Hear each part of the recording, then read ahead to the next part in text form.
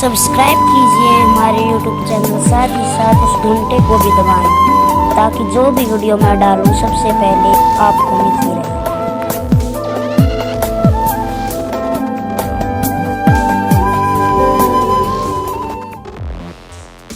सोच से घोर नरक में पड़ही, रुद्राद पीवे नहीं तरही। मुख पर वचन करे परवाना, घर पर जाए करे विज्ञाना। मुख पर तो सारी बात माने और घर पर जाके चौधरी पाक अपने हिसाब से सेटिंग करना, नो ऐसे ठीक नहीं गुरु, ये ऐसे होना चाहिए। तो परमात्मा कहते हैं आप जीव हैं और जीव संज्ञा में ही रहना चाहिए। आपने परमात्मा की आज्ञा में कोई भी दोष नहीं निकालना चाहिए, फाइनल हो। अब गुरु जी की आज्ञा देगा आपको। हम क्या आज्ञा देते हैं भाई? बीड़ी मत पीना, शराब मत पीना, तम्बाकू मत पीना, बुराई ना करना, चोरी मत करियो, रिश्वत मत लेना, भगवान पर विश्वास रखना, भक्ति करना, आनुपाशा मत करना। और ये सारी ही ना करने की है और ये आज्ञा पालन करने की है। और ये भी नहीं करोगे फिर भगत कैसे? व्यर्थ। मुख पर वचन करे परमाना, घर पर जाए करे विज्ञाना। जहाँ जावे ता निंदा करही, सोच से घोर नरक में पड़ही। ऐसे से कोठा हर नाही, गुरु विमुक्त लोचत मन माही। वेद पुराण कहे सब साखी, साखी शब्द सब है यो बाकी। मानुष जन्म पाए कर खोए है, सतगुरु विमुख का युग युग रोए।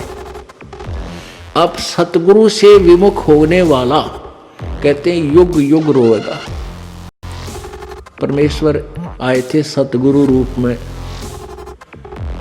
सन 1398 में प्रकट हुए थे बालक रूप में। और सन 1518 में वो परमात्मा 120 वर्ष रहकर सतगुरु की भूमिका करके सहस्रित गए थे।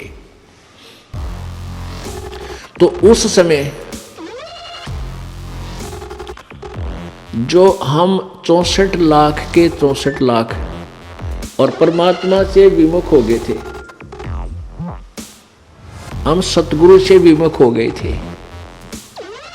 और उनके विमुख होए हुए प्राणी युग युग रो रहे हैं। आज तक हम भटक रहे हैं, भ्रम रहे हैं, क्योंकि हमने परमात्मा को परमात्मा नहीं माना। क्यों नहीं माना? क्योंकि हम अशिक्षित थे।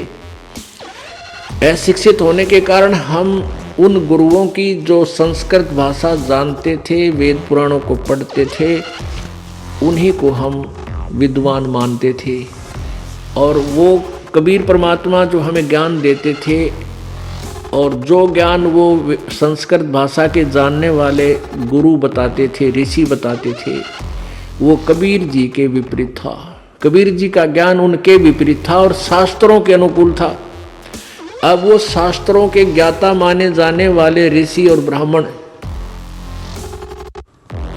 वो सदग्रंथों को समझ नहीं रहे थे, जिस कारण से उन्होंने एक पॉइंट सभी के हृदय में जचा दिया कि कबीर अशिक्षित है, ये अक्षर ज्ञान नहीं है इसको। इसलिए ये जो ज्ञान कह रहा है ये वेदों और गीता के विरुद्ध बोल रहा है। तो इस बात का दाव उन नकली गुरुओं संतों का लगा रहा कि भाई सचमुच कबीर जी तो अशिक्षित हैं, अक्षर ज्ञान नहीं। और ये जो संस्कृत भाषा बोलता है ये वेदों और पुराणों का जानकार है, क्योंकि वो सभी शास्त्र संस्कृत भाषा में लिपिबद्ध थे। जिस कारण से हम अपने भगवान को भगवान नहीं मान सके, क्योंकि हम वेदों और गीता को नहीं समझ सके। आज वेदों और गीता जी ने सिद्ध कर दिया कि कबीर भगवान है और जिनको हम भगवान मानते थे वो नाशवान।